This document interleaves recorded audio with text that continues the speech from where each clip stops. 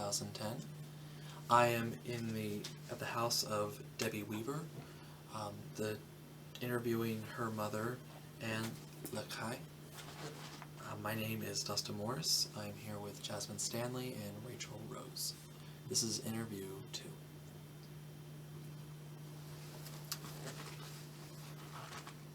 Do you need to know my name now? Oh, no. They know my name. They know your name. Yeah. And I just have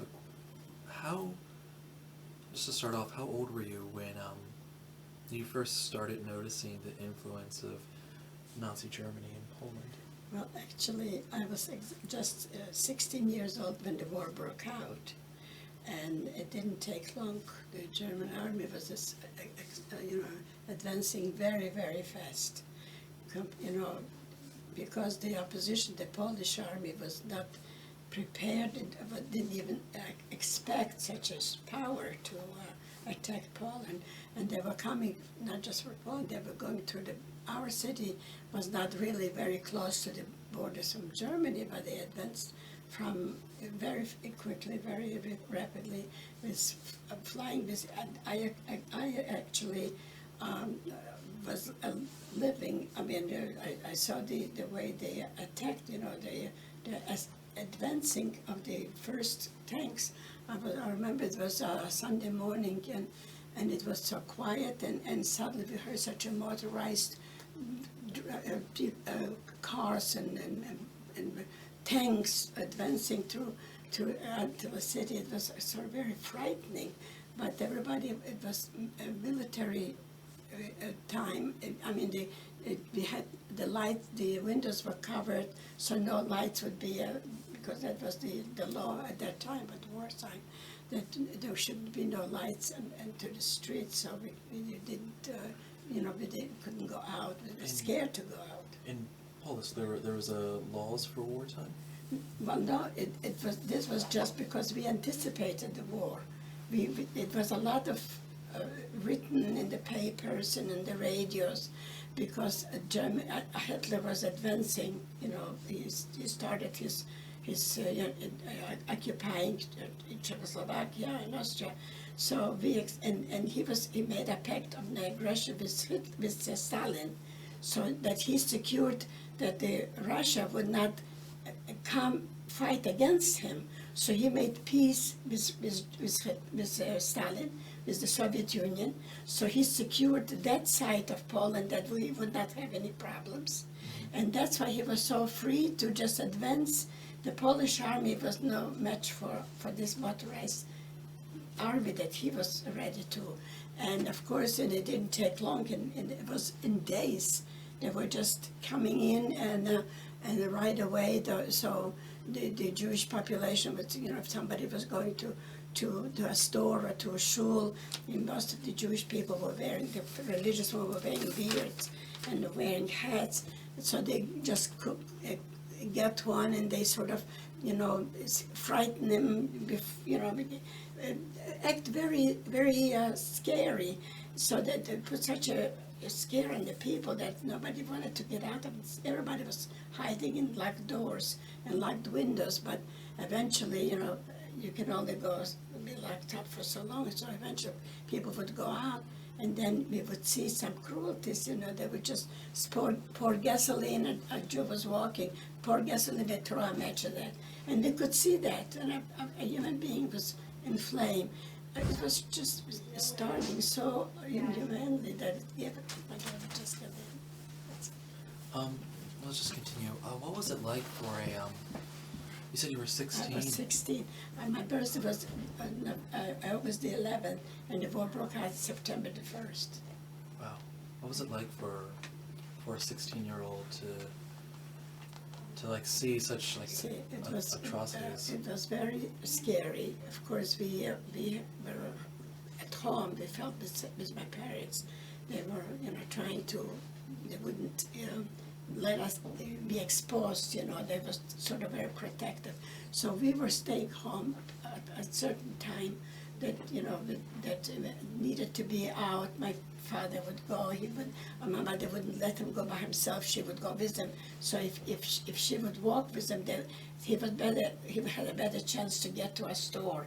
But if he would walk by himself, he may have been, grabbed and just put in the police station, even just to scare him, even without doing anything horrific to him. But we didn't expect that the war was going to take long. So actually, for our home particularly, my parents arranged a horse and a wagon, and we loaded up before they arrived. Before they were just attacking Poland, but they were still in the borders and not very close to our town. So I think it was the third day of the war. We loaded up a wagon full of merchandise, expensive from the factory, from the store, and also my mother and the future and my mother and we were 5 children, but my oldest brother was 19 years old, so he didn't want to go away because he would have been mobilized to serve, because in Poland 19-year-olds have to register to serve the army. So he didn't want to be, still were afraid that the Polish army was going to protect us. We were believing that the Polish army was going to fight back the Germans. But, so he didn't want to go away from home. My father and my brother stayed behind in our hometown, but my mother and we were 4 children, the youngest one, and my mother had a sister that she was staying with us, not usually, but because of the war, she came over to be with us together because we were frightened. We didn't know just. Where was your mother's sister from? She was in another. She lived at another address, but she was killed eventually during the war, because she came later on during the wartime. She was with her husband, and they didn't stay with us. They moved to a little town in Russia, and then the Nazis then they occupied, they attacked Russia. They were in a town in Russia. They were killed. But at that time, they still lived in our hometown. But they came over before the war, as soon as the war started. But they came over to stay with us because we were afraid. We didn't know what was going to happen. Of course, we didn't anticipate it's going to be such a horrible time. And so, but still, it was wartime. It was always better to be together, families. So she came, so she went with us into a different town, and we thought maybe in another city they're not going to reach us, the Germans. But it didn't take long. They occupied Poland. Pultusk, my hometown's name was Pultusk. I don't know if you mentioned that. And the people that were staying, like my father and my brother and a lot of men, and some people that didn't leave the town like we did. We did leave some of our clothes, our more valuable things, because we were better financially than a lot of others. So most of the people stayed in their homes and they had nowhere to go. So then whoever could run, when the Germans started to shoot and throw bombs, so whoever could run, young people, healthy people, were running, leaving their homes, and they were running away to, my father and brother wanted to join us because they tried to, if the war is still here, they wanted to be with us together. And where was your father and brother at again? My father and brother stayed home. They didn't leave the house, they didn't leave the business. Mm-hmm. But we all were not home by the time that the Germans attacked our hometown. We were not in Pultusk. We had driven to another city. I told you a few days before I think it was 2 days after the war broke out. So we left our hometown in a horse and wagon, and we arrived in another little town, and we came in time. We rented our apartment there, and we unloaded the horse and wagon. But in the meantime, the German attacked Poland, and they advanced fast enough that they were almost reaching our hometown, not quite, but the able people were running, and the roads were full of people just running the road. And the airplanes were flying so low that they could see the people, and there were forests on the sides of the road. So when the plane would come down, they would just run into the forest. A lot of them were wounded, a lot of them were killed, but most, it took my father, my brother, I think they were walking all by foot, they were walking, I think, a whole day, I don't remember now, but we were staying on the roads waiting for a lot of people were running, so we were looking for my father and brother to come so they would know where we had the apartment temporarily. Yeah, what was the name of the town that you It was ran to? Vengrove. W-E, I don't need to write it down, but it's Vengrove, it was a small town, and we thought that this being, it's further away from the border, maybe the Germans are not going to come to us, but it was, didn't take much longer. They occupied my hometown, they occupied our town where we were staying. So then, after a few days, in fact, it was before Rosh Hashanah. It was September the 3rd. So we decided we were Rosh Hashanah in that Vengrove, but we decided to go home because we might as well be under the Nazis at home, so we don't have to be in a strange city in a rented apartment. So I don't know exactly how my father managed to get a horse and a bag. I don't know if it was prearranged or something, but we did get a horse and buggy. I don't know if it was the same people or not. We loaded up and we started our way, but this was already the German occupied parts. And of course we couldn't travel at night. About 7 o'clock was a curfew. So we had to pull up wherever we were, it would be on the road. We had to stop driving. If it was near a village, you can just get off the main road because the Nazis were using the main roads with automobiles and motorcycles or whatever. Oh, the Nazis, they were allowing you and your family to travel by horse buggy? They allowed, yes, they did. As a matter of fact, we had one of the guys that we stopped I think we were traveling, it was, I think several, maybe a day and a night, because I remember particularly one night, it was very cold, and my aunt was having a small child, and she was with us. So the Nazis that came, and so my parents pulled up with the horse, they have a driver, my father didn't drive the horse, but we just pulled up to a side of the road, so it was near a farmer. So the German that stopped us, that came by with us, so he saw on the wagon was my aunt sitting with a small child. And the winters, the fall weather is cold nighttime in Poland.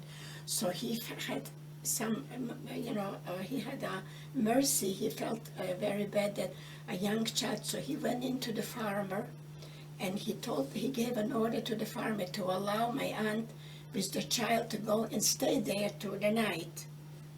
And so we were so surprised because that he acted so humanely. So he said, he says, maybe my family might be somewhere, and that someone might give them a helpful hand. So he had a Nazi, yeah, he had a feeling, because there are some people that they were in the army, but they were doing atrocities, but there were some people that had a heart, So but since the farmer told that they have to let in my aunt and my mother, every now and then she would push in my sister to warm up a little bit, because inside was a warm flame going, and it was so nice, but we were afraid to. We had to. My parents stayed outside, and maybe near the barn or something, pushed in closer to where it would be some shelter. But every now and then she was, because my youngest sister was, at that time, she was probably maybe 10 years old. So she would send her in a little bit to warm up and pull her, then she sent my brother in for a little bit, so that we would not freeze, because it was really cold in the nights. There's 3 of you, right? We were 5 children. 5 children? Yeah. How many? I had an older brother and an older sister, and a younger brother and a younger sister. I was the middle child. Middle child. Yeah. So, but my older brother was 19. My older sister was 17. and no, she was 18, because she was 18, I was 16, she was not quite 18, my birthday was in August. So, but the younger kids, my brother was 5 years younger, and my sister is 6.5 years younger. So they were the children, and daybreak came, so we started on the road, and we arrived back to our hometown. And when we got back to our hometown, our store was looted. But we picked up, there was a lot of merchandise knocked over, but when people running into loot, they knocked things down and trampled over. But we picked up some stuff that was not very damaged, and the law was that we had to keep the business running. We had to keep the store open. What law was this? That was from the Germans. That was the law that they gave out because it was already under Nazi occupation. That city was already run by Germans.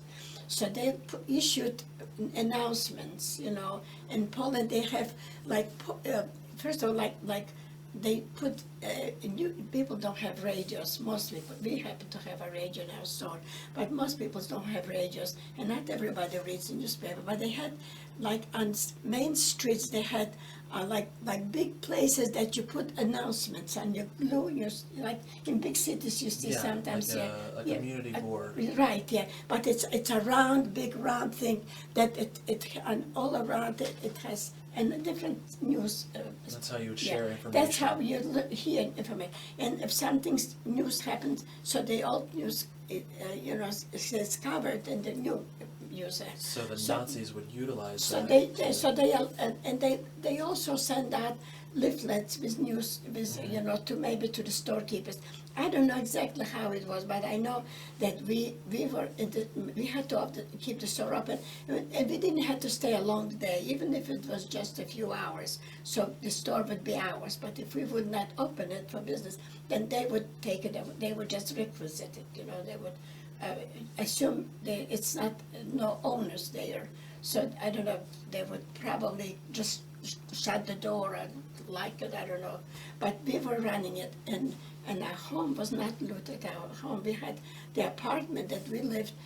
It was on the same street, but we had when we had the store, it was just a front, and following our big room, and then the factory, and then is the courtyard. And it was it was a building that was going out into 3 city streets. And this is your store It that was your father owned? My father owned, yeah. We had a store with it. We were selling all kinds of candies because my father was that candy maker. And we were selling candies that we were making, and also different chocolates and candies from other companies, but they were produced in different cities, even some from out of the country. So the Nazis, they had looted. Not the Nazis. I don't think the Nazis looted. It's the population. But the some people had looted your store. Yeah, right. Polish people. And usually it probably were not the neighbors, because if it would be the neighbors, they would know that we had a factory. And what we did when we were preparing to leave our home, we took it was like one store, and then another big room, and then following the factory. So we put a closet. Those closets, not that you walk in like America, but one of furniture piece of closet. We took out the bottom of it, not the front door, but the bottom. So we could walk through. We put it over the door from the factory. So we obstructed the door, and a stranger didn't know that there was a room. A door there. It was a hiding spot. Right, and we loaded that with most of our expensive stuff from the store or from the factory, and it was only the neighbors would know about it because they knew they lived on the same address. Now, your house though was not looted. The apartment of ours was not. We lived across the. We didn't live together because it was not available when we got the store. At one time, we lived on a different street. But in the meantime, something became available, so we were allowed to rent an apartment, but it was across the courtyard because it was not our property, the store. We had our store. We were renting, it was 56 tenants in that building, and it was going out into 3 blocks One was the Market Street, then there was a big street with a lot of stores, one next to the other. And then there's another street that was a little more private people living there, but not too many businesses. It was like a side street, but it was still a huge, it was 56 tenants in it. Okay. So, but we were just one tenant, but we had the store at the front, and the apartment was, we had to go to from the courtyard and the second floor. Okay. But this apartment was not touched, so when we came in, everything was on order. Okay. When it came to, were you allowed to practice your religion while there was still Nazi occupation? They didn't restrict us. The only thing is that we didn't stay very long with them. We came in, it was during the Rosh Hashanah time, and we were Yom Kippur in our home. So, but we were restricted to a way that we couldn't go out after, I don't know, nobody would go out on the streets at night time anyway, but unless you had to go. But if you had to go, you were, it was very dangerous. But I don't think that they wouldn't shoot you if you would have to walk through, if a woman would walk to the house, to the street. But we just didn't, we stayed home. We did our shopping, whatever we needed to go prepare for Yom Kippur. We didn't go to shul. We stayed home, we prayed, because it was all our neighbors were Jewish people, so we got together in one, two, three neighbors in one house, in one apartment, and we said the prayers, and then everybody dispersed in their own to their apartment. But what happened, and one night, we were but in the meantime things were going on. Okay. But it was about I think it was before Sukkot. I think it was like a week later, and my mother had bought some stuff on the market. We had in our city used to have Tuesdays and Fridays market days, and the farmers used to come bring all their goods to the market. So we would just usually my mother would always do the shopping for fresh butter and live chicken or something. Everything was bought on the market, but there were stores that were selling it during the week. Okay. But market time, you usually used to go, and my mother would go with one of us children, me and my sister, had carried the packages, and she would shop whatever she needed for the. And this time she was shopping for the holiday, so we had some stuff in the house that we had purchased, and preparing for the holiday of Yom Kippur. And in fact, somebody was knocking at our door, and it was nighttime. We were very scared. We lived on the second floor. It was dark corridors, and we were afraid to open the door. But somebody was persistent, so we opened the door, and it happened to be a cousin of my mother's. That he was from a distant city, but he was traveling from somewhere, and he knew that we live in Poltusk. So he struggled in the dark to reach our house or reach our apartment, and he came. He was all bruised and swollen. His leg from I don't remember how far he was walking. And my mother, brought a pan with warm water, and we washed his feet and massaged it and bandaged it. And he stayed with us through Yom Kippur. And the next day he left because he wanted to get to his family. And I think he eventually made it because he later caught up with us when we were already in the Russian side. So, but not long after that, the 26th of September, they came in to our building, and they came in with a lot of Nazis. They spread out to all the entrances from the building. And they knocked on the door, and they tell us to get out. I was home with my mother and my two sisters, and with my little brother. So we just didn't know, we didn't understand what they were talking. Rouse, and screaming. So we went downstairs, and I was staying in the courtyard. I didn't even have a jacket, a coat on. So in the meantime, from all the corridors, there were a lot of people living there. It was 67 families, and every family had children and grandparents, and some people were ill, some people were, people that had all kinds Yeah. of disabilities, and but in the meantime, so this was happening with my mother. And How old were you when this? I was 16, You were still 16 when this years happened? old. That was just weeks. The whole thing happened within weeks. Oh, wow. You know, because September 1st started the war, and the 26th we were already evicted from our city. You're being evicted. The whole city of Jews in one day. So, and we didn't know what was going to happen. But my father with my brother were in the store. So they didn't know that we were already evicted from our apartment and we were staying. So some customers coming into the store, and they start grabbing things and not paying. So my brother says, "Hey, what are you doing? What's the matter?" Because so far we didn't have any problem. The customers would come in and they were, whatever you charge them, they were paying, they were polite. But then my brother went out to the street and he got one of the, I don't know if it was a policeman or milice, I don't know. But he told them, I said, "Look, what's going on? There's some people coming in the store and they're not paying, they're looting." So he walked with them into the store, and then he says to my father, "Close the store is not yours anymore."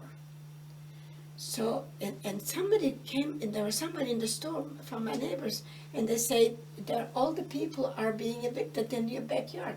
So there was a room, and my father went up to the room and looked out through the window, and he saw us stand, my mother and other people already staying in the courtyard.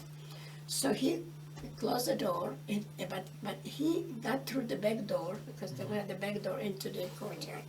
And somehow he got through up to our apartment. So first of all, he threw, the windows from my apartment was going into the courtyard. So he threw down for me, for my sister, somebody coats for us. And my brother also got in. It looks like the police, the Germans were spread too thin, so they couldn't maybe watch that corridor anymore, because we were scared that they chased us out, and he must have been gone to another place. So your father snuck went in. upstairs, and there was a sack full of potatoes that they just bought in the market yesterday. So he dumped it on the floor. He opened up a closet, and he saw some white things. He threw into the bag, and he threw it out the window. He threw down for my aunt a pillow and a blanket, so that she had a baby, so they could keep it warm. You know, one of those, I think it was feathered blankets. You know, they used to use a lot of feathered down. Yeah. So anyhow, and then after a while they marched us all, and my father came down too. My brother had just bought a pair of those very fancy boots that were stylish that time before the war. So he didn't want to leave them, so he took off his comfortable shoes and he grabbed those boots, and he actually, when we were walking on the roads, he had an infection because he rubbed up some of the new boots, really hurt his feet, and he had an infection. We had to deal with a 19-year-old guy with fever on the road, with, you know, in the dust, and without shoes, he couldn't wear anything. No. It was very difficult. So anyway, but we started, but they took us the whole city. As we walked out into the main street, then we saw that from every street there were going columns of people marching in the middle of the road. You know, like usually the place where the horses are riding. This is where we walked.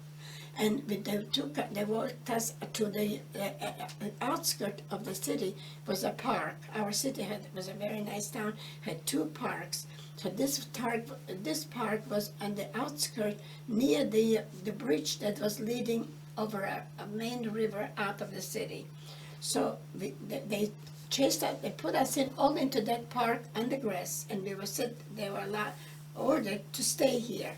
In the meantime, a lot of people were coming from streets that were further away.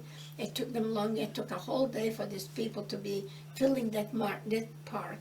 But in the meantime, they started to. There was a little house that the gardener was staying there. So in that little house, they arranged so they started to take in one side of that house, they were taking in women, several women at a time, and in the other side they were taking in men at a time, and they were searching us, taking away all the valuables, whatever they had. If somebody had a ring, earrings, or Any type of jewelry or anything at all? gold teeth even they pulled out of their mouths on people. But so whatever they could find in their pockets, they took away, and then they tell you, you can't go out anymore here, you just go straight up to the bridge, and then on the bridge, they chased you out. So once you got out, past the bridge, you've already gone into country roads, and there were villages along the road. So our family, we came to the first village. There was living one family. Most farmers were Gentile Christians that were living in the countryside. But in that first village lived a Jewish family that they used to bring milk to our house. They used to have a farm, and they would come bring milk to the city people, to the private homes. And that a long time ago, my mother said that this woman once worked for us. I don't know, it was a cleaning woman or something. But when they heard that they were chasing out all the Jews, so she knew that we would be there. So she waited on the road for us to come. And when she saw my family, she took us in. She took her own children out of the beds and let us stay over and feed us and make us feel very, we were, you know, how you leave a home in a city that you were born and just go away with just what you have on your back. We carried just a couple of things, which didn't amount to, you know, a whole lot, but it was heavy when you walk on the road and you carry it. So anyway, but we thought, she gave us a place to rest and to eat, and she said, you stay whatever you need, and you're going to be with us. But it didn't take more than maybe a day or two. When they came by again, I don't remember if it was in a motorcycle or in a car, and they found out that people were stopping on the roads to you know, making, you know, lodging it of his farmers or villagers. So they told us that we have to leave. Those people that live there can stay, but all the ungekommen, the ones that are just, you know, came in, they just, the refugees. I don't know, we've already been refugees. So we have to leave sofort, immediately. So anyhow, we started to walk, and then we walked until the next village. We came to another village. We walked the whole day. We came the evenings. We tried to find shelter. So we saw a farm, and we walked in. We thought maybe we can buy some bread or get some stuff that we can eat or stay overnight. So we came to one farm. It was empty. Nobody was there.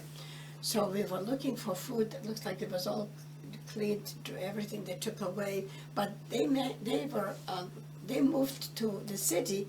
It was later we find out it was some kind of agreement that some of these villages were Volksdeutsche. They were German born, but they lived in Poland. So they were supposedly going to be given a privilege to go in the city and take away the homes that the Jews just left. You know, they were supposed to. They were promised that they can. They can move from the farmers to the city because they knew that the Jews are rich and the Jews are millionaires. You know, they all assumed, you know, that the Jews have money and gold and all that. So they promised it, but we didn't see it. But we find out that they had some kind of arrangement because it was only one farm that was not. Nobody lived there. Nobody was there, so. So we stayed in the meantime. And first of all, we had shelter. We didn't have to be exposed to the cold winter air. And I think my parents walked to a village further down, and they came with such big loaves of bread. They were able to buy bread, which was a lifesaver. So I remember the farmers usually bake such huge, big black bread. Things of bread, yes. Yeah, but we stayed over there for a couple of days, and we thought maybe we'll wait over. Nobody knew how long the war would be. We didn't know it was going to be such a terrible war. We thought maybe we'll stay over here in a quiet way. The war will end. We'll go back home. But it didn't take long. They kept chasing us. Every place that we would come, After The a Nazis day, would be they were just following following, not only us, it was a lot of people walking. Some people were walking behind us, some people were in front of us. We were slowed down because of my brother getting sick, had fever, and my father had to drag a 19-year-old on his shoulder to help him stay on the road, just move a little bit. Now, Yeah. this is as our research showed that the Nazis deported the Jewish population of Polsk into Soviet Union. No, they didn't deport us. They just chased us out from our home. They chased you They out. didn't tell us where to go, what to do. Mhm. Some people didn't go until the Russian part. Some people thought they're going to go to the capital, to Warsaw. So they branched off. They had some family there, or maybe they have a reason to get there. They think maybe they would be safer in the capital. Maybe they thought the capital will protect us. And maybe the Polish army will protect more the capital. So some people were going into different directions, roads to lead to different villages, different little towns, little cities. And each one was walking a certain, whatever they could, accomplish in one day. Because during the night, you couldn't walk. After 7 o'clock, you Yes. couldn't walk. Now, did you find? I guess did you see any of the ghettos? Not yet. The ghettos came, when we were chased out from our home, the Germans didn't even have any ghettos yet. They were so early. It was, they didn't have even, I don't know if they had planned for ghettos. They probably had a plan. But there were no ghettos yet. After we were already under the Soviets, that's when we find out that they were started to form ghettos, and a lot of people started to run away from homes because they were squeezing them into little quarters. That was getting more difficult. So all the able young people, mostly men, they were young guys. So even the parents used to chase them out, just go and save yourself, because then they began to see the brutality of the Germans at different times. Maybe they didn't come and shoot everybody that they saw in the street, but they expressed such brutality that people knew that there was not going to be anything good to stay for. The older people couldn't run, but the younger, so I know my husband happened to be, one of those people, but a lot of people that were young and able, where did they run? They were running to the Russian part. But what happened here, the Germans occupied Poland, one part of Poland, but the Russians, because they made a pact of non-aggression with the Nazis, they were allowed to occupy Poland, the part that was Ukraine and Belarus. No. And that was the part that, that there was no fighting. The Russian army just came in peacefully, without shooting, without bombing. And they occupied because their population was Ukrainian, only they lived under Poland until the war. Now, how long, your family ended up going to the Soviet Union, to the Russian side of Poland. Now, how long would you say that you were on the road traveling from house to house with the Nazis following you? I don't remember, but it was several weeks at least.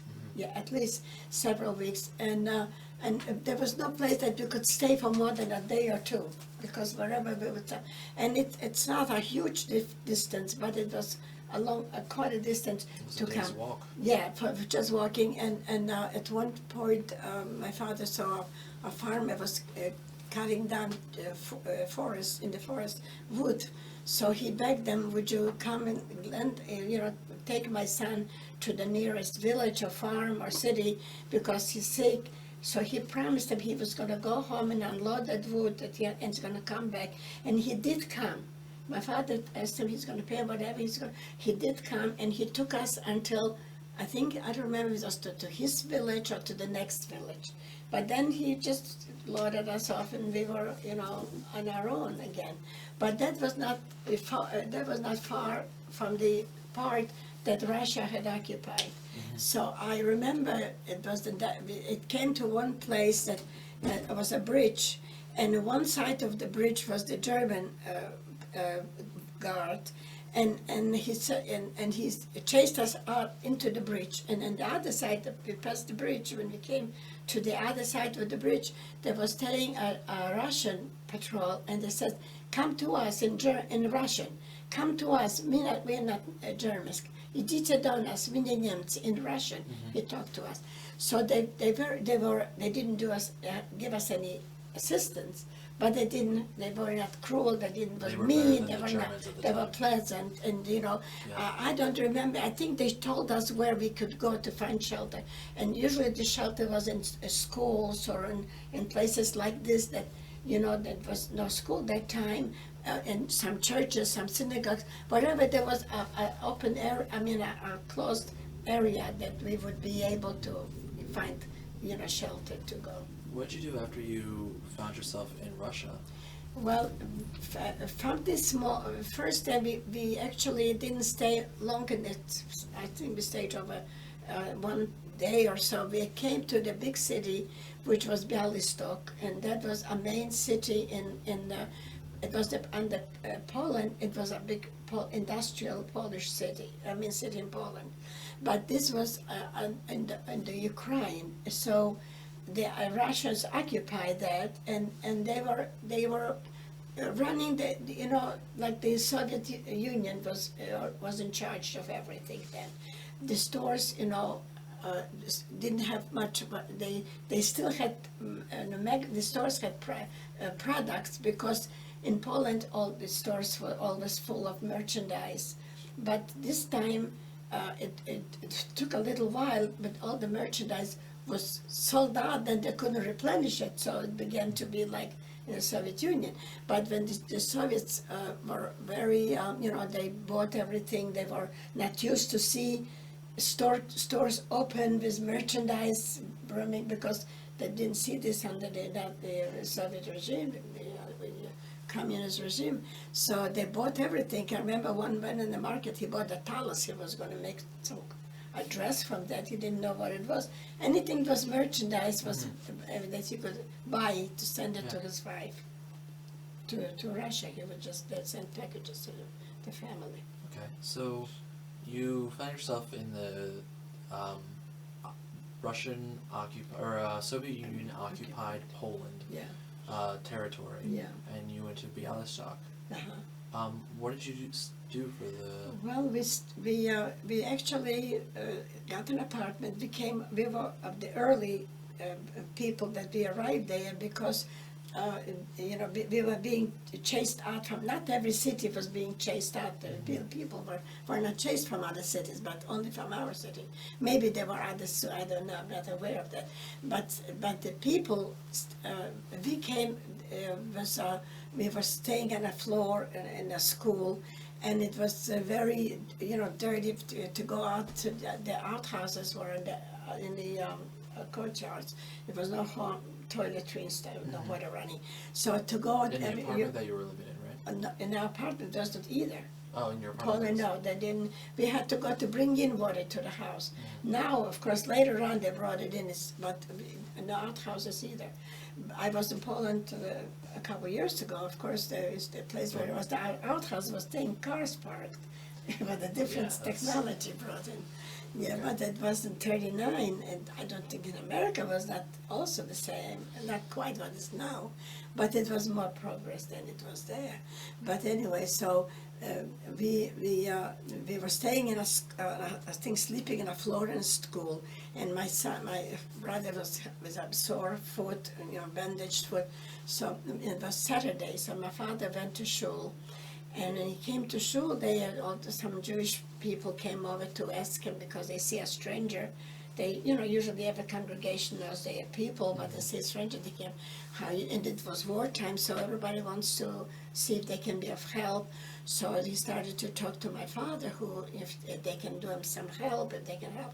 So my father says that, he had the biggest help what I need now. He has a son that is very sick and needs some medical attention, and we're laying in a dirty floor in a school.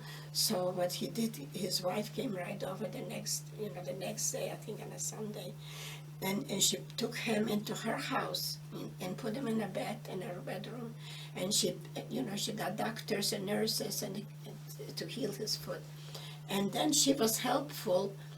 His sister knew about the apartment, the same place where his sister lived.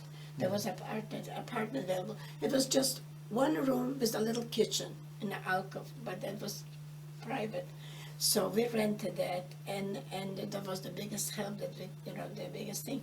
And since then we became really, they were very good friends to us, this whole family, this particular family. My brother was cured, and what we did is we went out the next day in the market, and we bought some straw, laid down the floor. But the white stuff that my father threw out, the potatoes and put white, he thought it was going to be shirts, but it was linens. It was sheets and tablecloths, so we had clean sheets to still sleep. We put up straw on the floor. We put in clean straw. We had, I think, 1 or 2 blankets, so we were sleeping the first time. We had to wash up, and my mother bought a piece of material, and she was sitting a whole night. The neighbor's sister, this friend's sister, lent us a sewing machine, and she made nightgowns for all of us girls from the same piece of cloth. We wound up all having dresses, nightgowns, and it was so. And we started to, that was our home. And of course, we realized we had to live under the communist regime. They started propaganda about how good it is in Russia, that we should all register to go to real Russia, because that was Russia occupied Poland. But they wanted us to become citizens, Russian citizens, and also move to main Russia. But in the meantime, from Poland, the Nazis started to open up, make the not the concentration camps yet, the ghettos, and a lot of people started to run.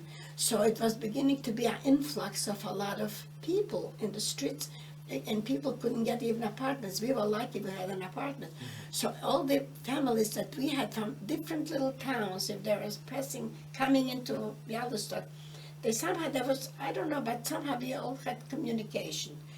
One would see you here in a day, and they would tell you, I saw your brother-in-law here, and that's how people would find out. Like the word would get around. Word of mouth. And so whoever came from our relatives from different cities, they always stayed with us, because there was always room for some, you don't need to have a bedroom for one person. You can just place it on the floor, and it's good enough, as long as it's clean and it's sheltered.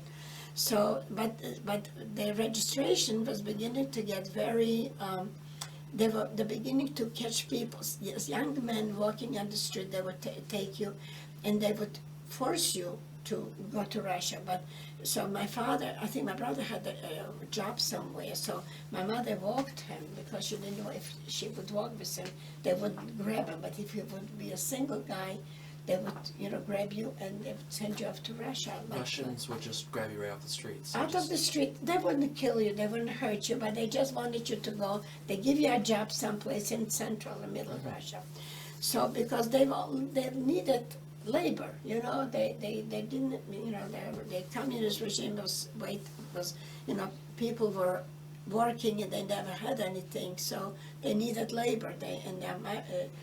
Polish people were hard workers, and they were not used not to get paid or not to earn anything, but they worked hard, and they made a living. They didn't get rich, but they knew that they had to take care on their families.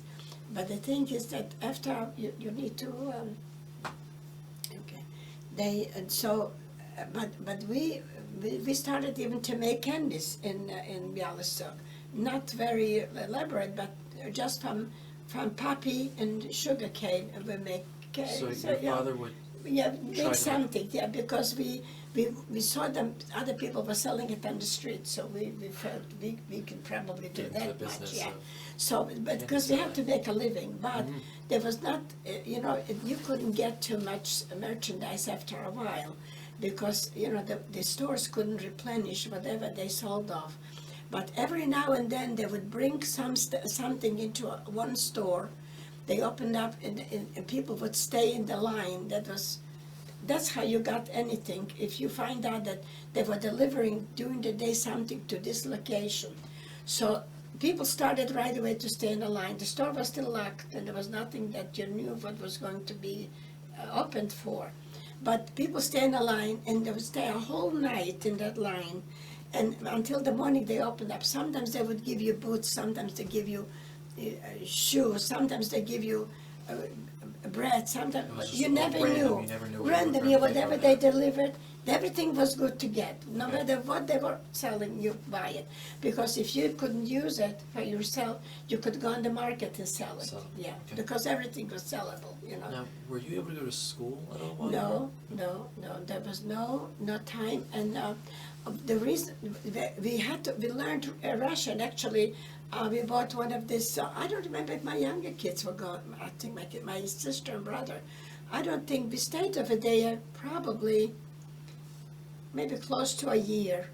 I'm not sure now by the time, it's been a long time that I forgot, but we stayed there for quite a while, and we had to sustain ourselves, we had to make a living, but we did manage to save, to make some with the candies, whatever we would get, some merchandise we would sell, and so some reason, somehow we, and so, and also, when the Germans chased us out, I'm gonna backtrack a little That's bit. fine, you can backtrack. Because, the night before they chased us out, the night before, during the night, it was, a truck was burning in this marketplace, and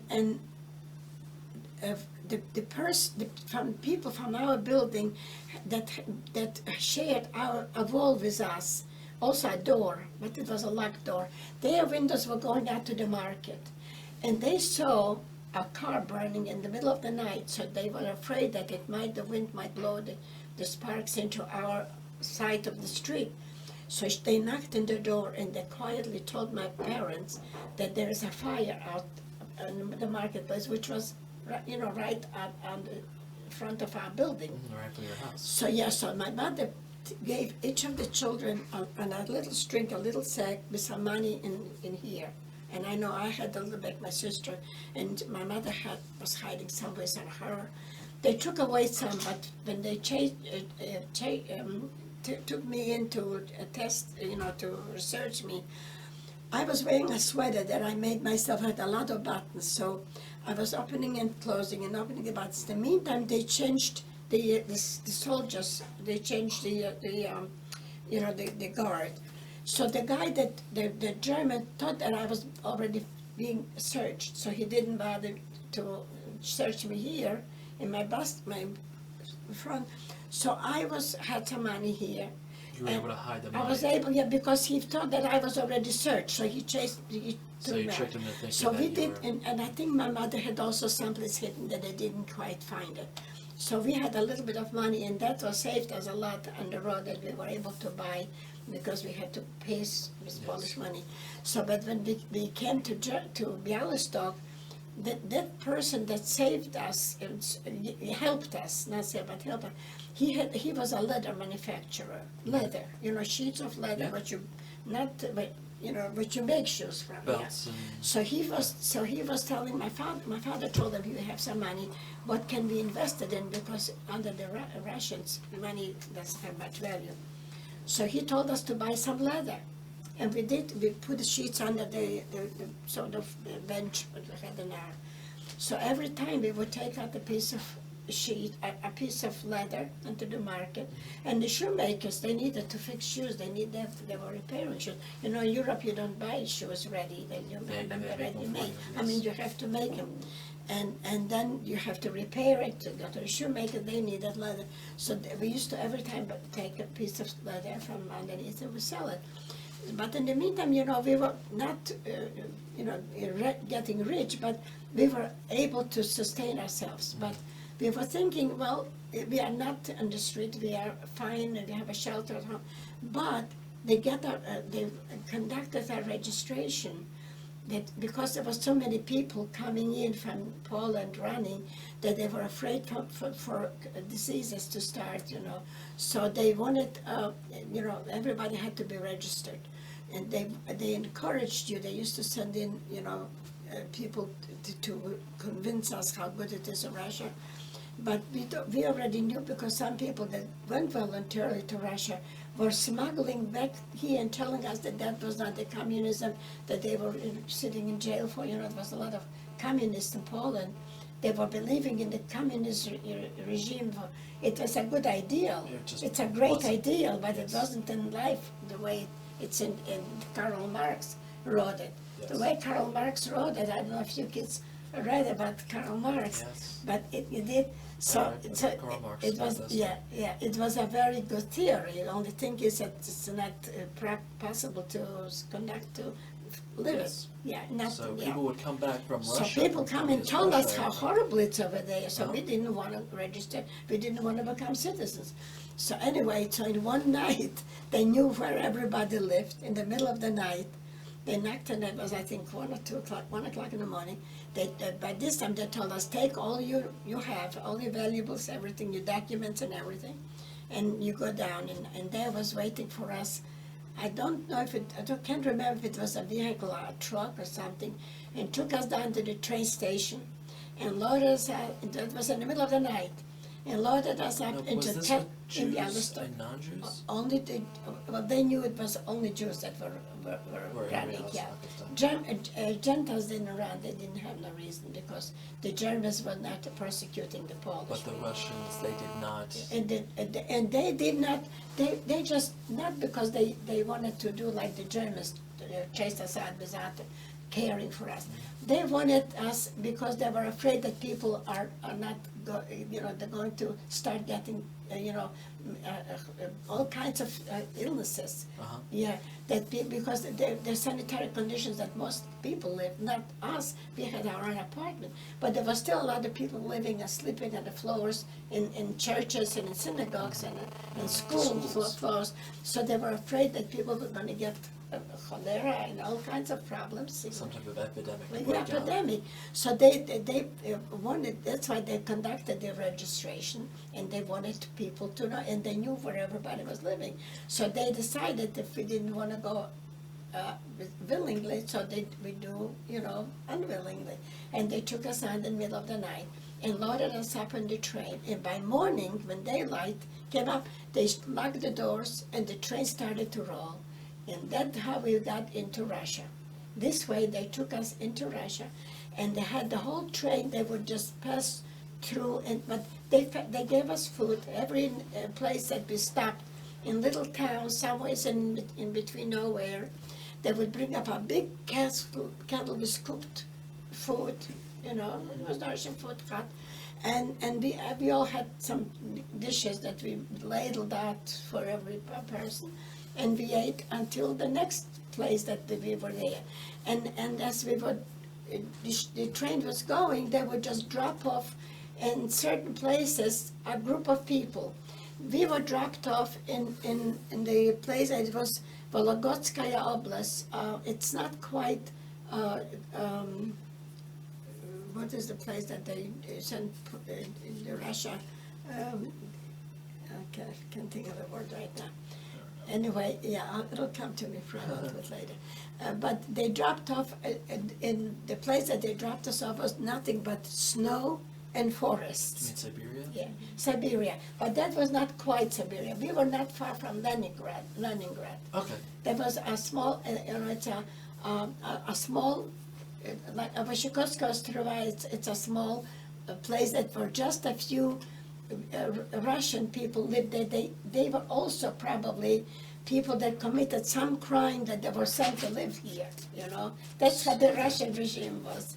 Everybody did something bad that they were punished for something. Mm-hmm. So either they were going to jail, or they were going to less than jail, a little bit, place that they were, that they had to, they did something, but they were citizens, they were Russians that lived there. Some of them, in the area we had farmers too. And there were some people that had farms, but they lived in better condition than we did. But when we were dropped off, we were living, it was just two big buildings, just one floor, no, So they put like 3-4 families in one room, and also on the floor. But after a while, they conducted a registration, and my brother said he was a carpenter. Other people had different trades, so they started to build. Some people that my brother was not a carpenter, but he said he was a carpenter, so he had work in that area that we were wrapped off. So they built after a few weeks or month, or maybe it was months. So they built another building so that they could already allow one family to have one little room for well. So we were just 7 people. We had one little room, but that was fine. We were just in our privacy. So we had one bed and 2 people in a bed, 2 people. And that's how we. And when my brother, the oldest one, locked the door, that's how he slept in that door, and that we could not go out anymore. But it was our own place, yeah. But That's so, good. but my father and my sister had to go work in the forest. Okay, I And- think maybe we should stop and start a new tape. Is that okay? Fine. Okay. So where we left off was you were telling us about how your family of 7, your 2 parents and your 5 children. the 5 children were in Russia. Bialystok.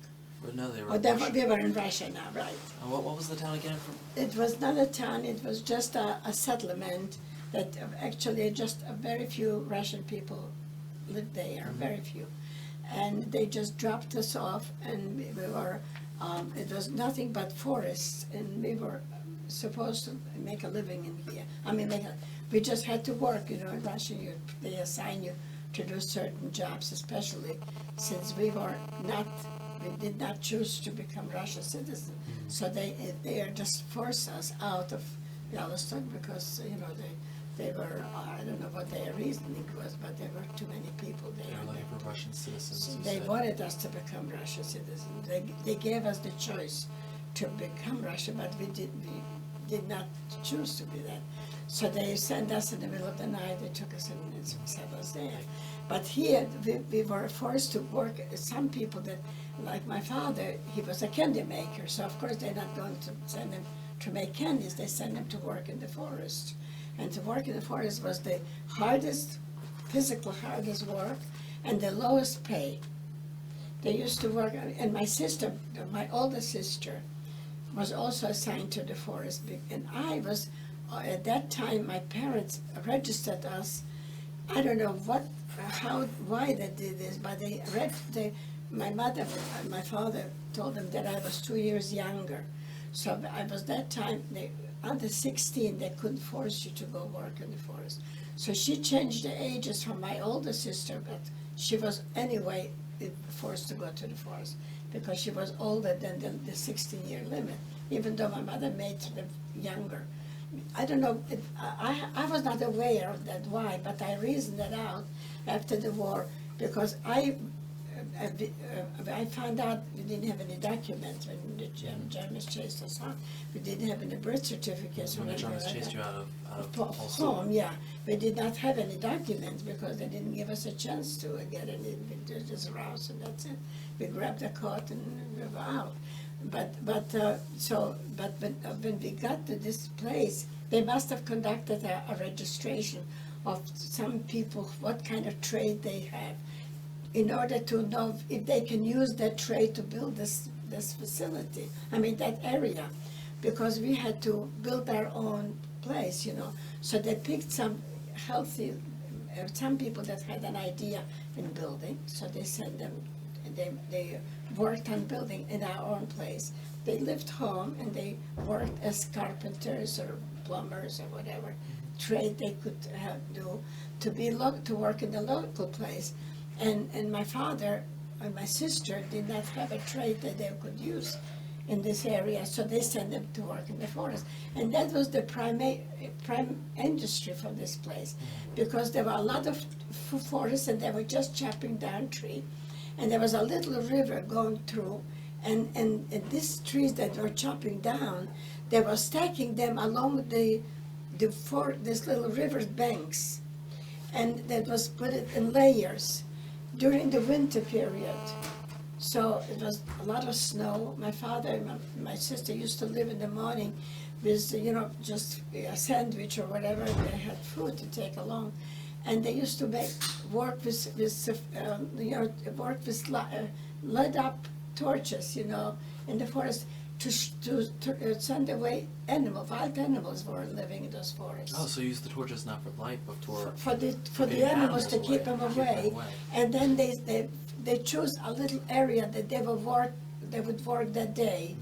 And of course they kept the fire, they made a fire because they chopped out trees, so they had to cut down the branches, they burned the branches up and they stacked, and the trees were being stacked in different sizes, If they took down a big tree, a tall tree was like telephone poles, or another tree was, there was some Russian guys that were supervising, and they taught these people that were chopping that trees what they need to do, how to stack it, how to pile it, and they piled it along the road. There were different crews, and then after they used to come home when it was dark. They used to go away in the morning, it was dark, and come back dark, and they were issued warm clothes because they were working a whole day in the the street and the cold elements. So they had warm wool boots called valenki, and also for faiki, the jackets were padded with cotton in between. Like nowadays you go skiing, you buy something. But that was very, very primitive, but it was warm, it kept warm. So they were issued Yeah, only those people that worked in the forest. So that would be your father and your sister? My sister, the only one. We did not get any because we were working in warm area. We worked in closed-in areas, What was your job? My job was to cut the tree. They would cut some parts of this that was a certain size that we used to. We worked in not far from our living quarters. But it was just that the children, they were not allowed to, the country, the regime did not allow to send people like the 16-year-olds. And actually my mother made maybe 14 or 15-year-old then. So when it was against the law to send me to work in the forest. They sent my sister there because she was old enough. But I still had to work. I still had to work, so I worked on the facility, the area, the same area that we lived, and they had like a stanok, like horses, the horses that you can put one, and then you put a board over that. You take, let me see how I explain it. You see somebody that they have, they want to sew a tree, a piece of wood. And they put one place to rest the bar, the roof, something like this. One here and one here, and then you put on the top, a branch of wood. And then we would just sew it. Did you get it? I think, yeah, I know what you're talking about. I think it's called a horse here. It's not a living horse. It's one of those. It's a saddle or a... No, it's not for horses. It's just like you take and you put one part of a support in one place and one part in the other, and then you put something, and then it covers, it rests in one side and in the other. Yes. How do you say that? That's I think it's called like a saddle table or something like that. It's not for horses. It's for just to rest. You would put things on you top put of a piece of wood, a big piece of wood. like a giant piece of plywood on top. Debbie, how do you say the horse that you put in a part of the wood of the branch? No. We were cutting the turkey, small pieces in that size, but we put a piece of wood resting on two pieces. How do you say? A horse? Wait, what are you talking about? When I was my job was to take a piece of wood like that, and I rested on two pieces that were supporting that. It was, you could get underneath and walk by. And then I would just, with a saw, I would just saw one piece and move it along, and I cut it for that side. And later, we chop it with an axe into little pieces, and the tractors used it as fuel. They didn't run by gasoline, but they ran by burning wood. But we had to chop this from a big piece of wood. We would take like this. We rested, and then we had there was one guy, an old Russian man, that he used to sharpen our saws, and they were very sharp. And we would just sit around this, and we would just saw our pieces. Then we take those round, each, tree we cut off, pieces from the wood. It depends how thick the piece of wood was. Then we sat on we set a little stool, a bench that was just to chop wood over that, a tough wood, and we would chop it with an axe, and we would put it together. In a barrel. Then we would carry it in a special building they had, that they were drying this cut up pieces of wood. It was called in Russia churky. And the big tractors, those that they were bringing out the wood from the forests, were running, they were burning these cherokes to run their trucks. They didn't have any gasoline trucks. But maybe because it was very accessible, because they lived in, so they built those, they didn't have I don't know, maybe they didn't have the know-how how to build.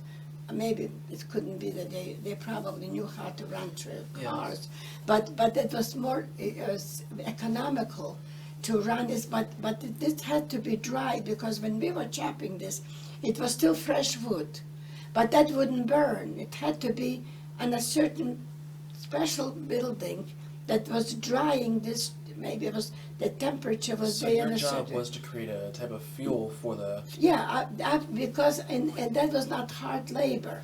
It was not hard, because we could pick up, or maybe the next girl that was working, or not the next guy. Actually, my younger brother used to help me, so I was making a lot of. I've made a lot of, produced a lot. So I was I excelled. I did more than my norm, because every day in Russia, everything had a norm that you had to produce. And if you produced the norm or more, then you were giving extra bread or some extra. Is that what you were paid with? Was bread and food? They were. What do you mean? What do you mean? If I were you paid money? Or were you paid with food? We were paid with. First of all, we were entitled. I don't think they were paying us with money. They were giving us products. Okay. Yeah, but we were having we were having 7 people, so we were, and 5 people were working. My mother and my younger sister. My younger sister was going to school there. It was some kind of a school where the Russian kids and also the refugees kids were going, but she was not forced. And my mother was the person that takes care of the family, so she was not forced to work. But I and my younger brother, even though he didn't have, he was not considered a laborer. I was considered a worker, and I was getting a pay, but I was getting in coupons or some kind of a book that we were allowed in the store that they were bringing. We always had plenty of bread, because we were a lot of people, and I was making more than my father, because my job was paid much better for the day's labor than my father was, because it was considered a child's, so they couldn't make you work to exploit your job. So, Really? and because my brother was helping me, so I did a bigger norm. You had to produce a certain amount of this chopped up wood. So it was all counted and written in. Somebody was receiving it and marking it down. So it had to be accounted for. Otherwise, I wouldn't be, given the privilege. But we had always enough bread. The only thing is we didn't have other products. So when it was a weekend on Sundays, we didn't work on Sundays. We worked. We collected berries, mushrooms in the forest. There were some wild berries grown, so we learned to make use of it. But we were lacking like meat or fat and eggs or milk or stuff. So we used to go to Sundays. We would take the extra bread that we didn't use up because we were allowed to buy it. I guess we had a certain amount that we produced jobs, so we were allowed to get so many breads during the week, or 2 weeks. I think during the week they were bringing into the store. I mean, it was like a magazine that they were allotting. We would be able to, we had books, how much labor we produced during the week, so we were allowed to have so much of it. And I think they gave us some other stuff, like grains or something, I don't remember, because my mother was able to cook some meals too.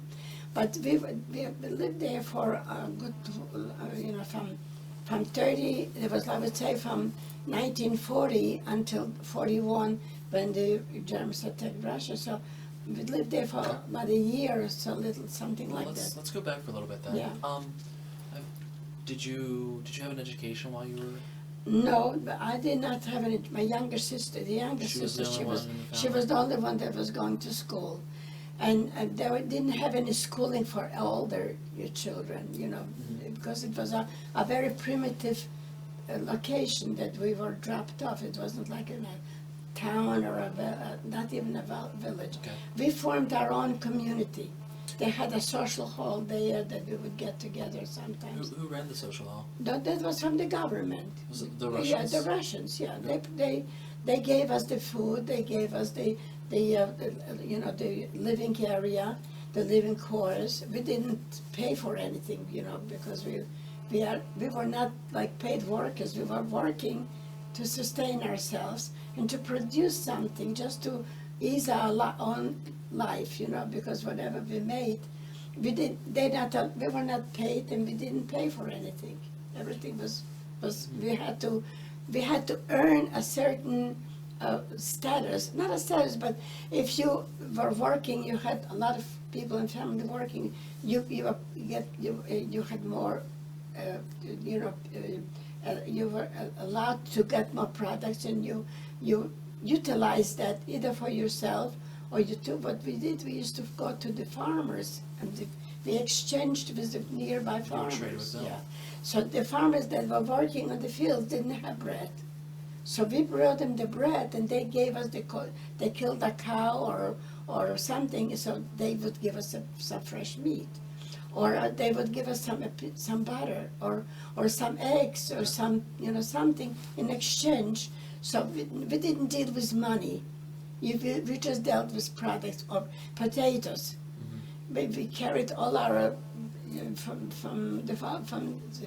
sometimes we would walk 7 or 10 or 15 kilometers to different farmers. We started off to go to the furthest ones, and we wanted to exchange some stuff that was not heavy to carry. But those villages that was closest to us, we were exchanging already for potatoes, because potatoes was heavy to carry. And they all had plenty of potatoes to trade, but we couldn't carry from very far. You didn't want to carry potatoes for such a long time. For 15 kilometers. Yeah. We wanted to carry it for 7 kilometers. So over there, we were trying to make deals with small, something valuable. Lighter. Yeah, Lighter lighter things. Carry, right. Because that was a whole day. At the time that we left early in the morning, and we came back late at night. We walked a lot. But we brought some things that was giving us some nourishment, some better food, better eating. And sometimes it was winter, it was snow, hard to go through the forest. But we tried, whenever we accumulated a lot of bread, that was a product that we were making profitable exchanges and to ease our situation. Now, were you allowed to practice your religion? Your father was a Zionist, right? Yeah, but there was no way to accommodate that. As a matter of fact, if you did not eat non-kosher, most very religious people, like our grandparents, most of them died because they did not submit to eating non-kosher. There was no way to observe kosher. You just had to feel that you got to eat to live. So, and if you had a family, if you were alone, you had very slim chances to survive. As a matter of fact, nobody could survive without doing the minimal of observances. But there was very many ways that you could sustain yourself, because you could always find mushrooms in the forests, and we learned which ones are poisonous, which ones there are mushrooms that are poisonous. We learned to distinguish them, and my mother knew how to fix it. And of course, we brought from the farms, we brought some fat or oil or lard. I don't remember what kind of grease that was. Something. Yeah, survivalists. that's it, right? Yeah, and if you were trying to look into kashrut, that was not very a place that you could survive, and a lot of very Orthodox people didn't make it through. Now, you said earlier that you'd only stayed in this place for a year because Germany had started marching into Russia. And they started to advance. The Russian army was not prepared. It's a very closed society. Nobody knew what's going on under the communist regime, and they couldn't. Poland couldn't. They were even worse off, and they were unprepared because they were supposed to be so usually. Make friends, because they signed a treaty, Russia with Germany, but Germany broke the treaty and they attacked Russia unexpectedly. So when they attacked, they advanced very quick before the Russians could get together an army to fight them, and they were advancing so fast that they were getting close to the area that we were in Russia. They took the occupied that the Russians took. Russia occupied part of Poland, but they advanced so quick that the Russians couldn't hold them back. So they advanced into not only the part that Poland used to be Poland, they got into to mid Russia, and they were advancing so quick that they were not far from our place that we were in Russia. That was original. So what did your family do to run? They freed us. They called us and they told us that we are not freeing you. You are not anymore, zakluczone, like second-rate people. Now you are just like we are Russians, and you can go wherever you want free. They freed us. We are not anymore. Before we were zakluczone, we were like prisoners. What was that word again? Zakluczone. That is, klucz is a key. Under a key. We were not under a key.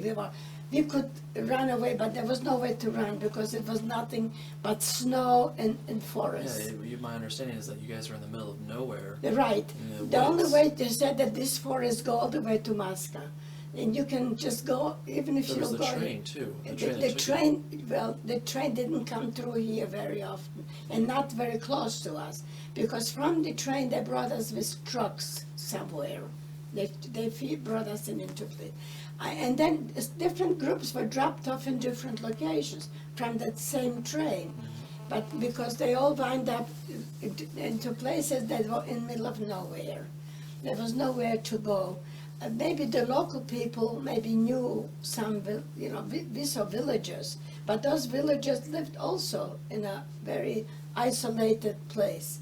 But they knew where to get into the river, and maybe they had some way to get. They had horses, they had cows, they had some things that could maybe go. But they were also struggling. They didn't have any. You see, they had to get bread from us Yes. because they didn't have enough bread, So even though they were plying the fields. Your family ran through the woods to.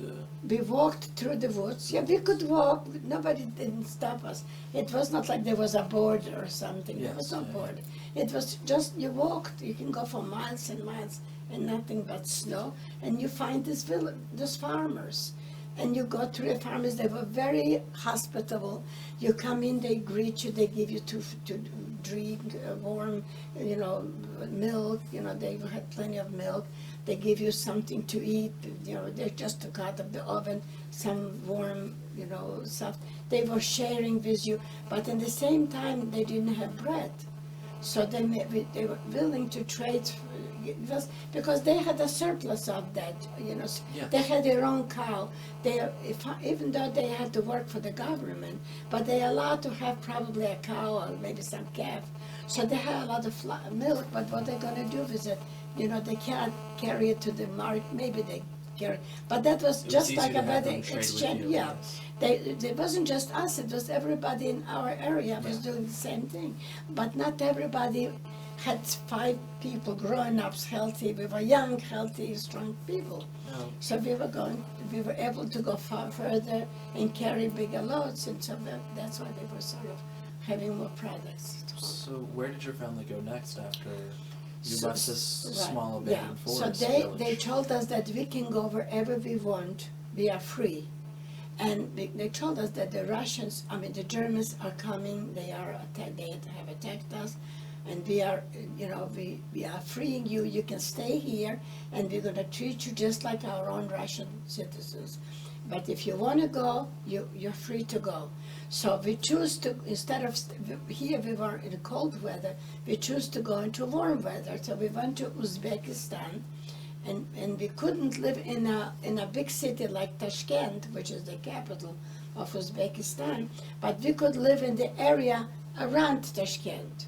So we chose a city named Mirzachul, which was, I don't know how many kilometers, but it was like if we got on the train at 8 in Tashkent, we would be coming to Mirzachul at 1 o'clock or 2 o'clock in the morning. Now, why wasn't your family allowed in the city?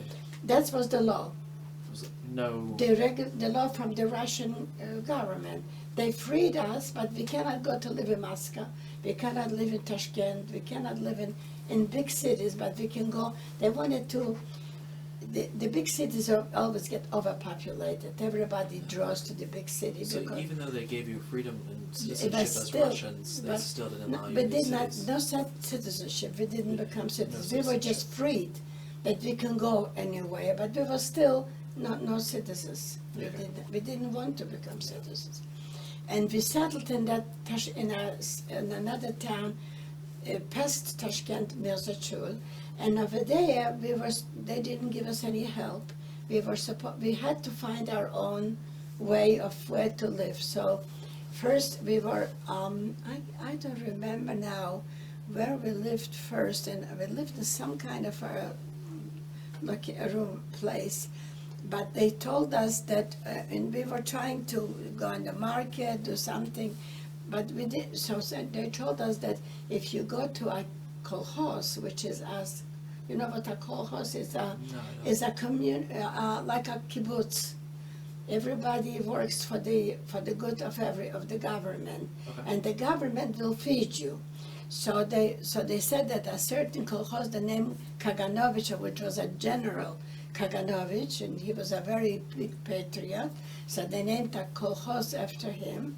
And that kolkhoz was, I think, 15 kilometers, I don't remember, 15 kilometers from our town.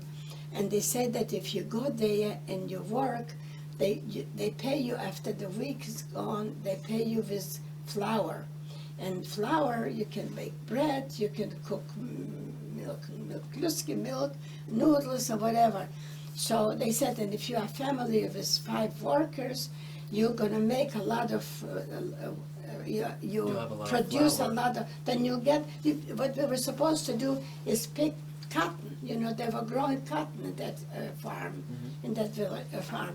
So we picked cotton, And before going, also you produce a lot because 5 people are working. So by the end of the week, we produced a lot of cotton, and when they came to collect the flowers, they said they didn't bring us any flowers, so we don't have anything. So but wait until next week, maybe next week they'll bring us, on Saturday and Sunday. So it was beginning to be the point that we didn't, very seldom that they gave us anything.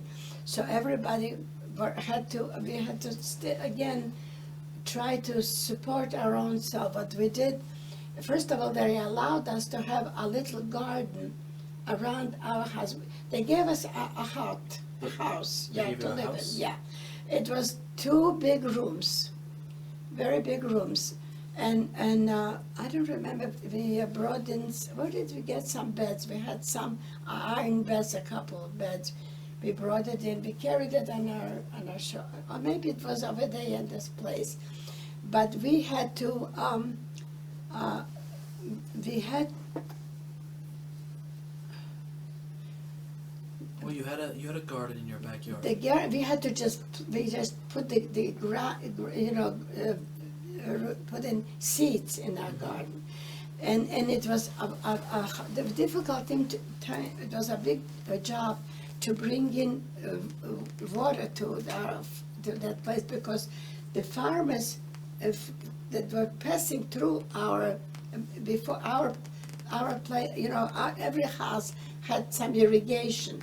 That the water, you had to open up from the main area to let the water come through and to get close to your area. So the farmers before us would take the water there first, but we were trying to get some water to our areas. First we had to get the ground started, but in the meantime we were working on the fields. My mother was sewing for the Predsedatel, who was the head of that kolkhoz, that is, place. The president. The Predsedatel. He was the head of that kolkhoz. He was the head of it, and usually he was an Uzbek, and he had a family, and they lived in a house also. Maybe his house had a cow, and they had some. He lived there for all his life probably. And they had family there. So my mother got acquainted with the wife, and she was sewing some stuff, and she used to take out some of from a sheet or a towel, or some maybe a tablecloth, and make exchange with them, so they would give us some stuff. And they were growing this pumpkin was growing very many, and you could get the hugest, biggest pumpkin for very, very little, for free, probably, growing on the roads. So that was our main food that we sustained ourselves. But pumpkin, yeah, it's very nourishing. My mother would put a big kettle of water and we started cutting pumpkin, and we would just drink a lot of the soup with the pumpkin, and go away for a day's work in the fields, and come home and then work on our garden, to dig the ground and put the seeds in, and then fight with the other farmers to let the water come through to water it, otherwise it would be burning down. But it was growing, and we were waiting for this, but in the meantime we all got malaria, because that was a very tropical place, and we all were, all of us were having to deal with malaria. But then we realized that it was not a very good, we are not going to survive here to live very long. So in fact, the Predsedatel, this head of the village, was acquainted with my mother, and so I think she was a Jewish woman, and she married. That was very common, that a lot of white people were married to Uzbeks. Yeah, a lot of to Uzbeks, that people that live in Uzbekistan are called Uzbek. Okay. Yeah. And they are like Muslim people. They are America was using, actually when they were fighting, starting in Iraq, they were using the bases in Uzbekistan to bring in military, help for this to sustain our military when they started in So, Iraq. did your family stay in Uzbek Yeah. the remainder of the war? No. We realized, this woman told me to my mother, she says, you know, when you came here, your children was red chicks. They looked healthy because in the forest we were healthy. The air was good. And we were eating healthy stuff. So we were healthy. But when we got there, we started to starve, you know. We were not eating. We were eating, getting malaria. So she says, get your children and get out of here or you're all going to be buried here. So we realized that she was really a friend of us because we were not living very well. So we tried to get back out from here. We're going to go back to that city where we were originally came to. But we didn't The city have in the woods? No, we are already in Mirzachul. We were already in Uzbekistan. You remember we came to Tashkent, we passed Tashkent area, and we live in Uzbekistan in the city named Mirzachul. So from the kolkhoz Kaganovicha, we had to go back and look for an apartment that we could find without paying rent. So I remember I went with my mother and we scouted through the city, and we found a place that was a Russian woman lived. Excuse me. She lived in. She had two little houses that her husband was an Uzbek. She was a Russian woman, and she let us use one of the other little house that she didn't live in, because it had needed a lot of repairs. The roof was a big opening in the roof. There was mud on the floor. So she allowed us to live there if we'll repair it for free. So we started the process of moving from that kolkhoz, which was 15 kilometers from the city. And by foot, we had to go walk in the morning there, and then load up our shoulders and carry something, whatever they could manage to carry out from there. Whatever we possessed had to be moved from the kolkhoz area, which was 15 kilometers from the city, to bring it to that place that we just now rented for free. We didn't have to pay rent, but we had to repair it first. My older brother was in the roof, and we were handing him buckets of mud that he fixed the roof and made it so that it wouldn't leak in when it would be a rain.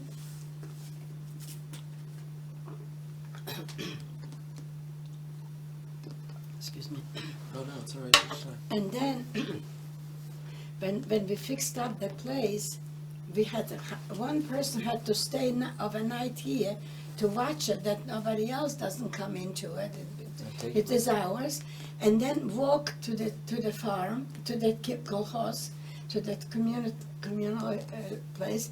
And in the morning they stay overnight there, and then they load up 3 or 4 people walking in the whole on foot to bring it to our home here. And then by the time we moved, it took probably a week carrying all this stuff from there back to here, and that became our home here. And we got out finally from that kolkhoz. We came out, but we had to wait until all the garden ripened. I mean, all the grain. We had some corn. We had some pumpkin. We had I don't remember now what was growing in there, but we had to wait for this to ripen, because we didn't want to leave it until we have some grain to carry. So we brought everything that was in the garden, whatever the vegetables that we grew, we brought it all. So that was sustaining us for a while. And of course we still had some stuff from some sheets or something. So my mother would just go out in the market and sell it, and then buy some milk or some whatever else. So it was by taking the goods that you already had and trading them that you were able to... Yeah, that was sustained us for a while. But the stuff that we planted in the garden, in the back of our house, that was our private garden. We were allowed to do this legally.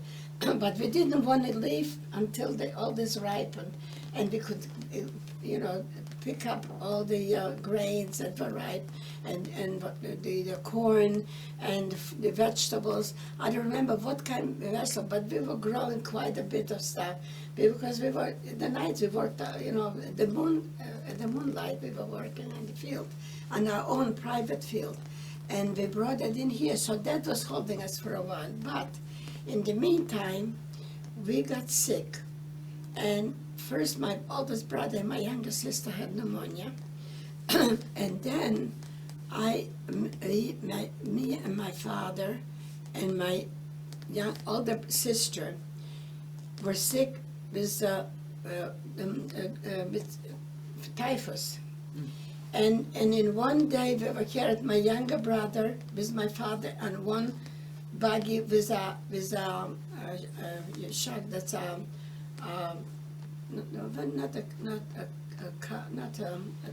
donkey.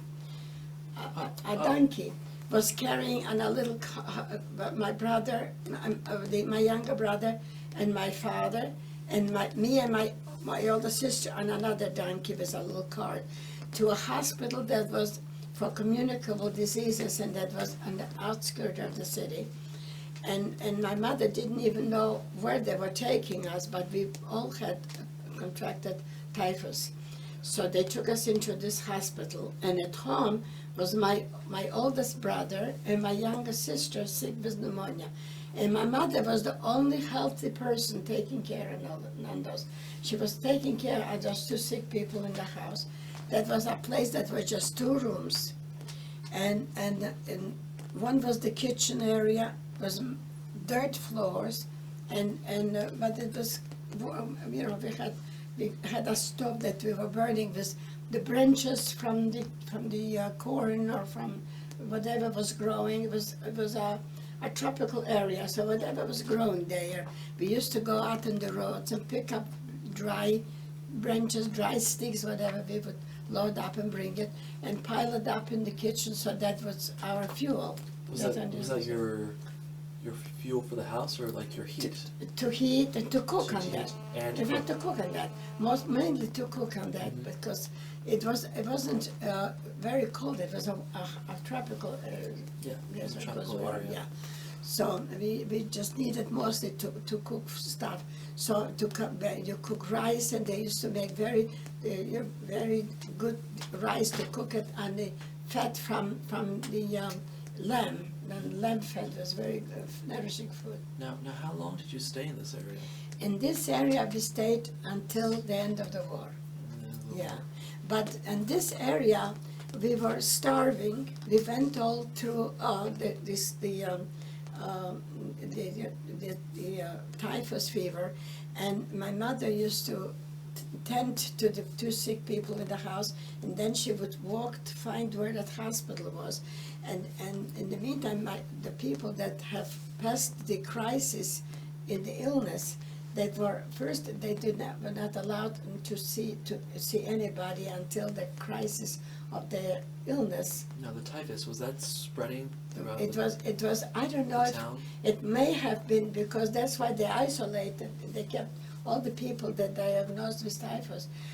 We had probably somebody come, I don't know, there was probably a doctor that evaluated us, because I was the one that got sick, and then they checked out maybe they came to, they found out where we live, and they came to give us some first aid.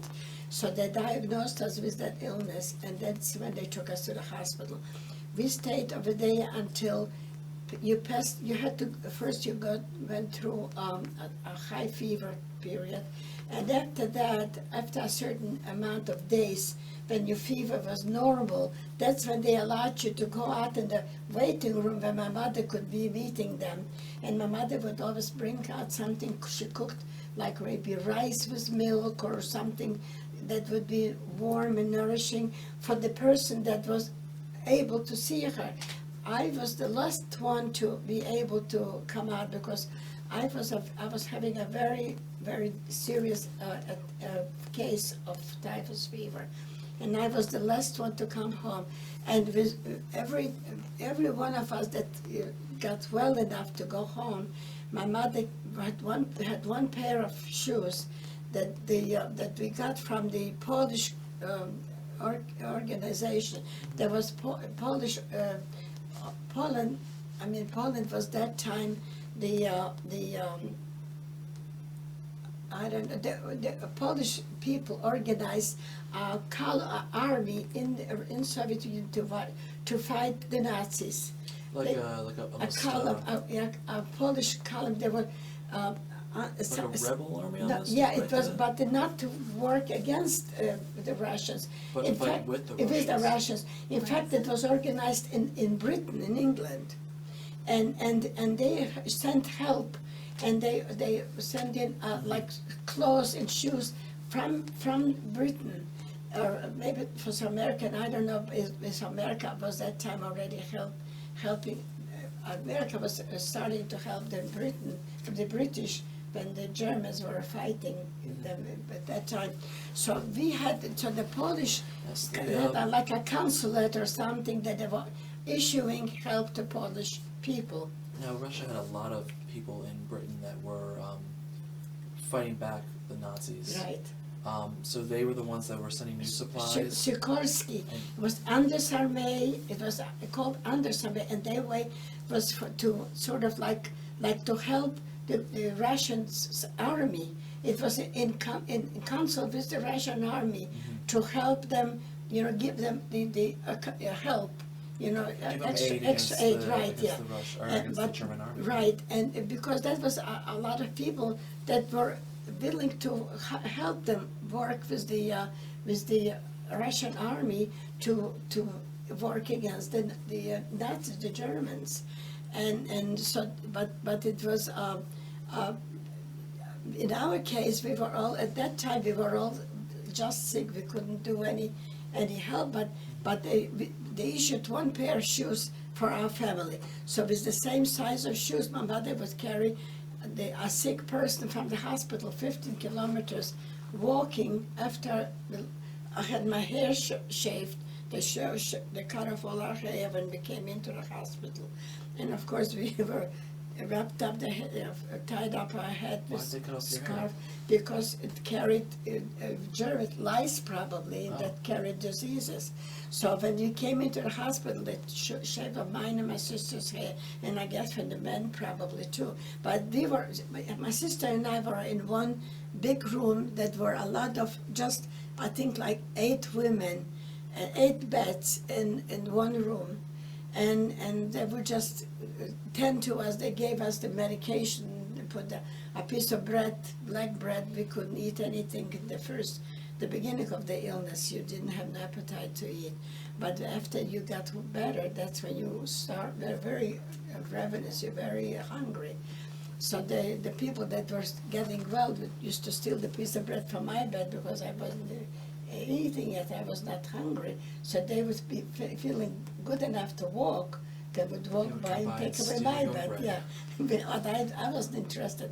But my mother used to come and bring, whenever we would get well and better, to go out into the corridor, when we could meet an outside person, when we didn't have any signs of the illness anymore. We had to be sure that they were not going to carry to them the diseases back.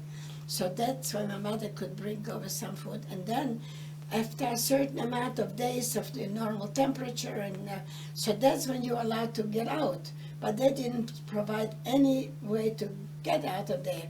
To bring us, they brought us with a donkey, but to go back we had to go on foot, and that was a whole day's walk.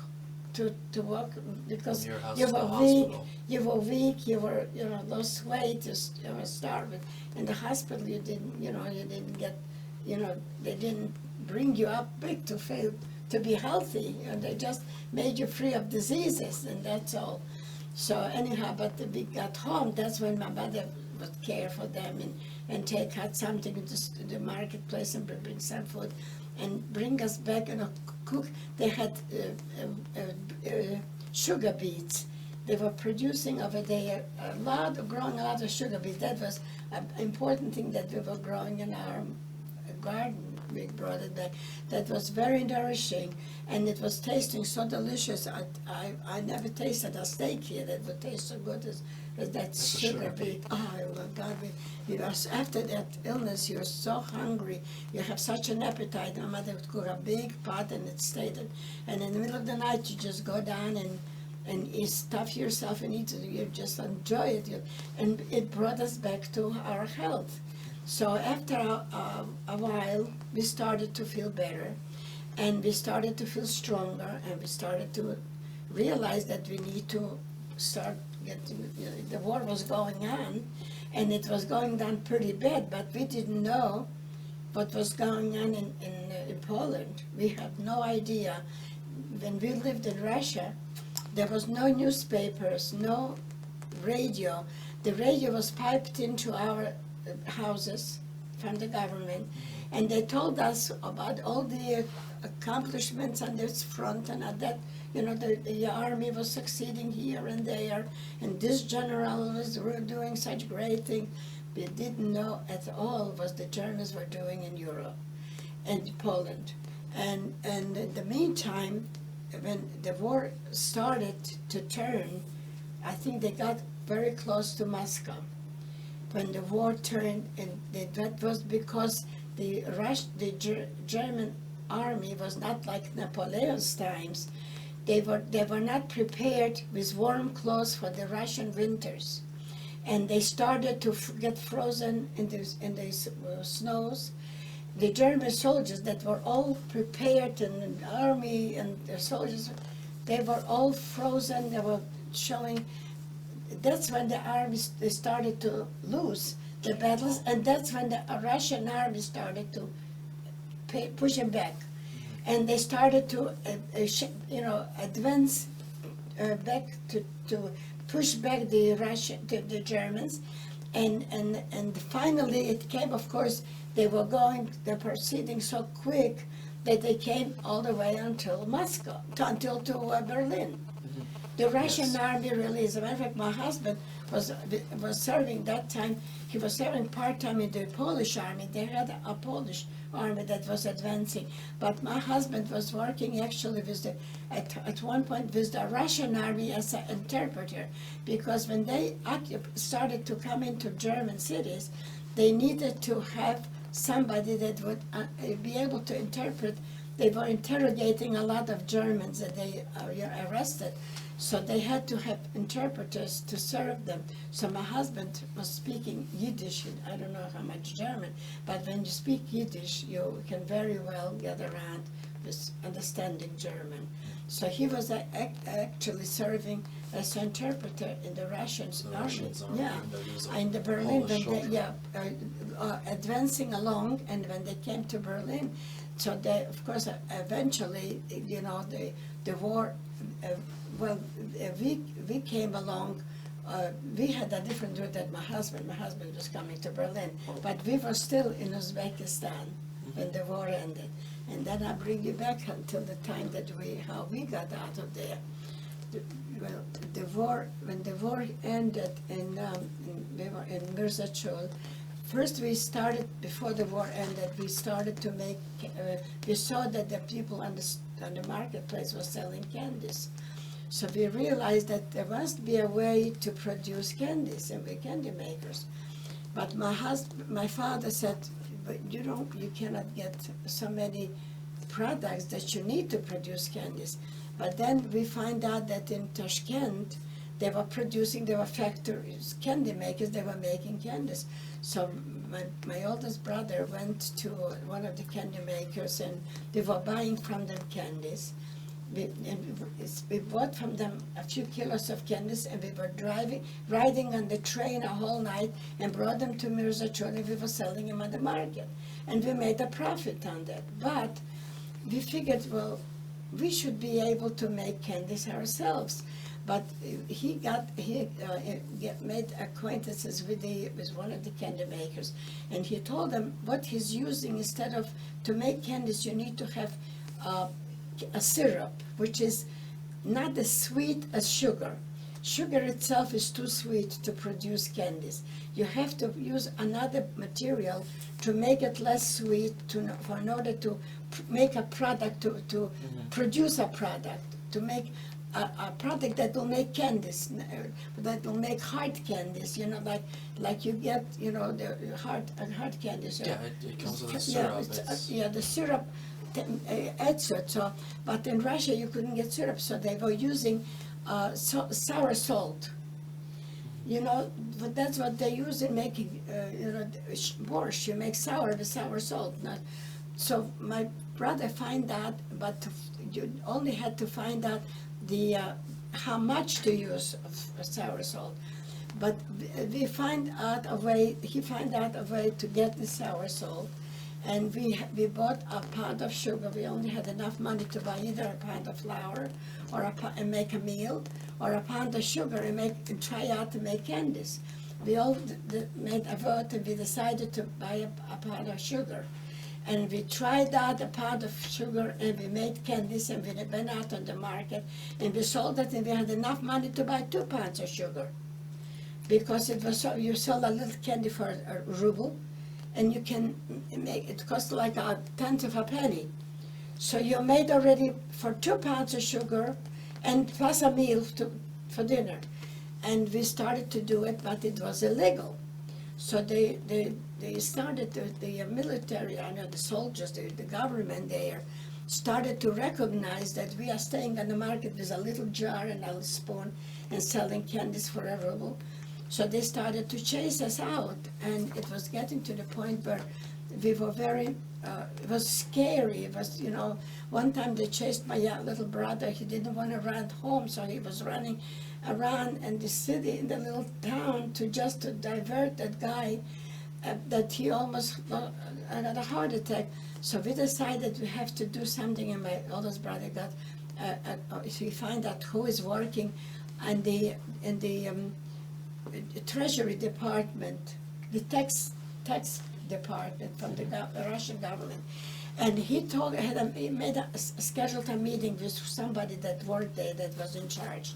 And he told them that he can pay taxes for a certain amount of product, will bring you in taxes, and he was giving them an estimate how much. We didn't know exactly how much we were going to be able to buy and sell, to how much we can sell, that we should bring in revenues for the government. So they agreed to a certain amount, and we started to sell a legitimate way candies. And that was such a big improvement. And my brother he worked for a carpenter, because he made a glass case. It was about the size of this. And it was a closed up case that we could put inside, with a shelf inside, and it was covered. And we could display inside all different kinds of candies. We made forms, like different, little different candies that looked like dogs, and like animals. You would sculpt the candies. Sculpt, yeah, because we had different things, and we produced so many different things, and we carried this out. If we this box put on our head, we carried it out into the marketplace, and over there we had a stand to put that candy, that box up. We brought a chair, and I made like a chuppah. You know what a chuppah looks like? No. Jewish people get married under a chuppah. 4